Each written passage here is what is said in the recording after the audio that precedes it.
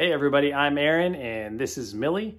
We both just discovered flyball last week and Millie had her first class. She seemed to really love it, so we went all out and I'm building her a flyball jump course. Figured I'd make a little DIY since that's the theme of my channel. For those of you who are also getting into flyball recently and want to build your own course, this is one way to do it. All right, I'm at Home Depot, just gonna get one 4x8 sheet. I'm gonna go with this premium white-faced prime back. It's a 1/2 inch, nice and finished on the top and bottom.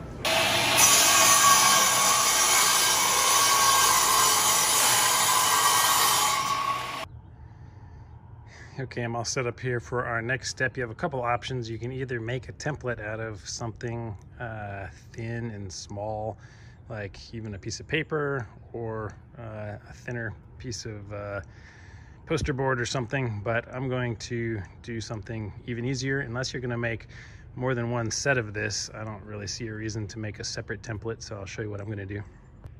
I'll start by marking from the bottom corner of this wood 15 inches because the base of the jump is 15 inches wide. 15 inches minus the 5.5 inches is 9.5 inches, so we want half of that on each side. So 9.5 divided by 2 is 4 3/4. So if we mark 4 3/4 here, and then we go over another 5.5 inches, 1 2 3 4 5.5 is going to be 10 1/4. And then if we go back to 15 over here, we will have, this is the center of the top. So all we have to do is draw a straight line from here down to the corner, and one from our 15-inch mark up to our other mark here. So I'll just use our tape measure as the straight edge.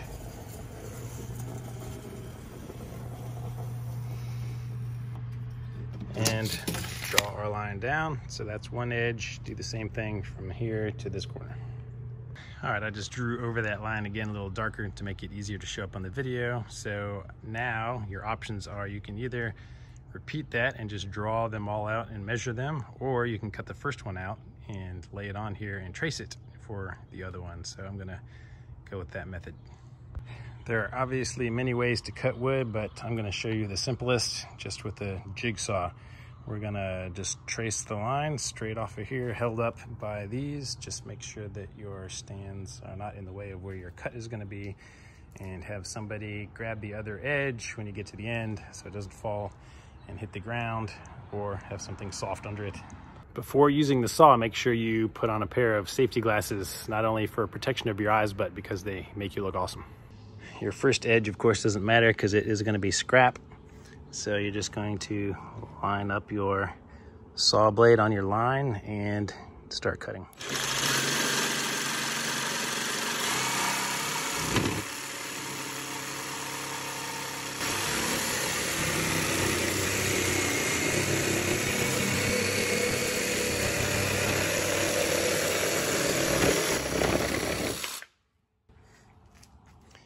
All right, we have our first edge done.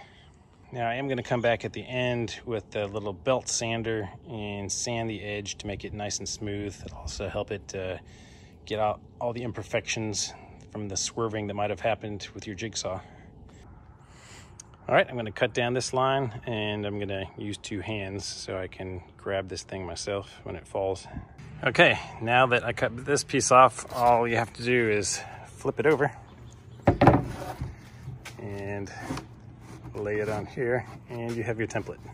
So you just line up the corner here, you line up your corner here, and now we can just trace a line right there to make our next cut.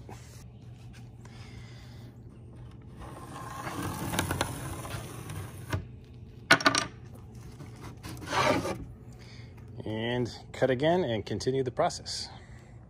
Okay, here's a tip. After cutting the second piece, don't use the second piece you cut as a template, because if you transfer them over piece by piece, then they'll slightly they'll start getting slightly off of the shape that you originally cut. So I just use my original piece that I cut off as the template to lay it out every time.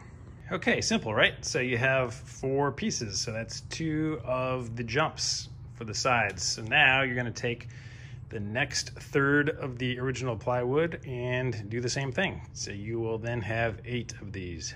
And now that you already have them cut out, you can use the original one as the template. So no need to even measure on this one.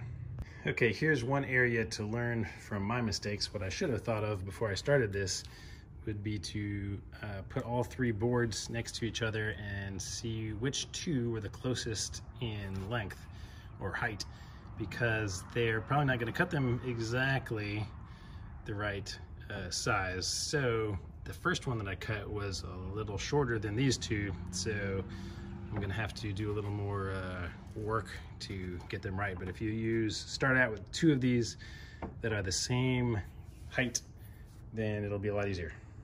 And bam, through the magic of Hollywood, we have all 4 sets now. Next step, we have 1/3 left. We're gonna take that to make the piece that connects these and is the correct height for the jump. Okay, our last piece. Now here's where you have a couple options. So these pieces are the right length already, 32 inches is what we want. And now you get to decide on the height. So as you may know, if you know about flyball, which I know nothing about except for one introductory class, the minimum jump height is 7 inches. But what a lot of people do is they have a 6-inch board in there, and then they have 1-inch little slats that they add to be able to increase it. But I know that I'm never going to want to go under 7 inches. All right, I'm going to be making a 7-inch board, so I just measured 7 inches, 14 inches, 21 inches, 28 inches on both sides. Drew the line again using the tape measure as my straight edge. And now you have another option of either using a table saw to cut this for a nice clean straight cut, or again you can use the jigsaw. Now before I cut the slats, I'm going to go ahead and use it as a nice workbench and finish the edges on this a little bit. So I just have a belt sander here that I'm just going to run down here and smooth it out, hit the corners a little bit so they're not sharp, and make the edges flat. As you can see, just doing it by hand, a little waviness in there, which isn't really a problem, but I like to make it look as nice as possible. Example of what I did. So you can see that it's a little bit rounded over and smooth here, whereas our unsanded side looks like this. Yeah, I'm not going to be able to get the wave out with this sander, but I'm at least going to be able to get the corners smooth and splinter free. Okay, that took a while, but they are all done now. We've got 8 of these sanded down. If you don't have a belt sander, I pity you, but you can always use a just a piece of sandpaper and a sanding block. You know, it'll get the same job done, just a little slower. All right, our next step is we're going to mark out some measurements on here to cut the slot that's going to hold the board that goes between them. So we want to find the middle point first. So this bottom was 15 inches, so it's 7.5 inches here and 2 3/4 inches here. It should be our center line, so I just drew a line down the middle, and then you go 3 inches up is where our groove begins, and we want it to be a 1/2 inch wide because this material is 1/2 inch, so it'll fit through there. So it'll be actually just a hair bigger than a 1/2 inch, so it fits through, but you want it to be pretty snug.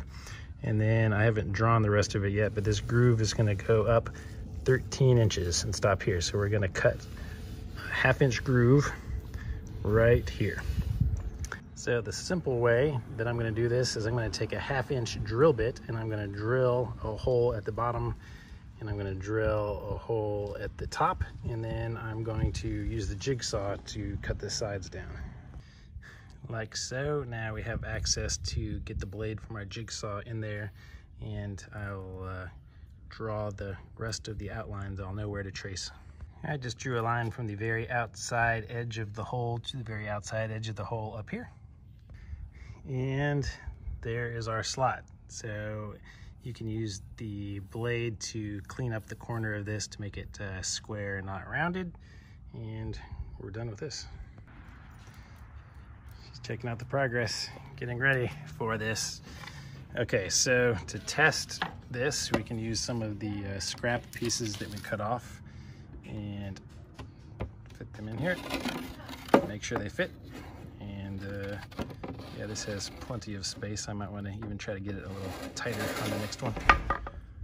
Next, if we want to be lazy, and who doesn't want to be lazy, you can take one you just cut and place it on top of the second one. Take your pencil and mark what we just cut cleanly all the way around and cut that out. Okay, if you're following along and doing this at home, you're doing great. We're almost there. Next step, 3 11/16 from the top. We are going to measure. We still have our center line drawn. So right in the center, we're gonna drill a hole, and that's gonna be our handle to help us hold this. Now, ideally, you want a 3-inch hole saw to cut a 3-inch diameter hole. I only have a 2.5 with me, so I'm just gonna do a 2.5 to see how that works. So line it up on our mark.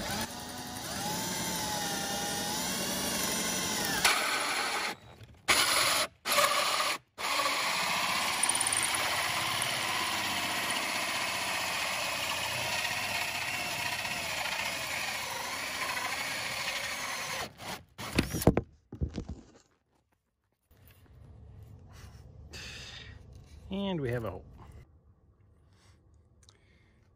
All right, here's our first one. Looks pretty good. It would be a little nicer if this hole were a little bigger, but it will work fine. Then you probably guessed the next step. We're gonna use the one we just cut to be the template for the next one. Okay, these 8 are all cut out now, but I would go around with some sandpaper around this so you're not splintering yourself when you're moving them. Now I'm finally done with this makeshift table, so I am going to go ahead and cut our slats out now. So cut along the lines that we measured before, so we will have 4 things to jump. All right, I'm not gonna lie, I decided to pull out the table saw and cut them into 7-inch strips, which is a lot easier and more accurate than using the jigsaw, although you can use the jigsaw. So after you have these cut, we will now do the notches. Okay, here are the measurements we're gonna need for this. So these are 2 feet apart. The jumps are 2 feet wide. So that means the inside of our notches need to be 24 inches. So doing the math to have a 1/2-inch notch for our material to fit through, we have 3.5 inches from the side. So measure 3.5 inches in, and they are 3 inches high. So measure 3 inches high from your 3.5 inches in, 1/2 inch over and down. So this is the part that we are going to cut out.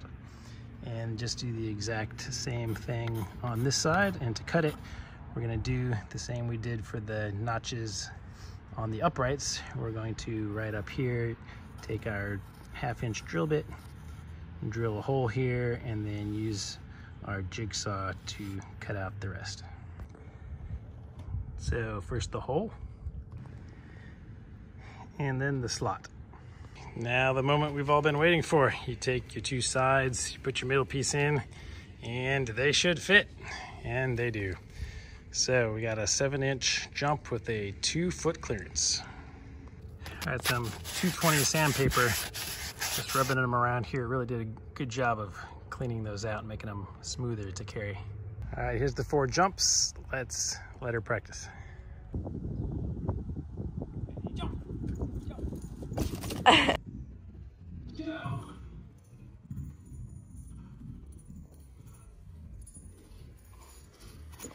Good girl. All right, my final and optional finishing step is to get some outdoor paint and paint these things. Nothing fancy here, just got a cheap brush. Slop this stuff on. All right, I actually discovered that if I leave them built and I paint the outside edges and inside that circle, it's a lot easier, and then I can just take them and put them flat and get each side.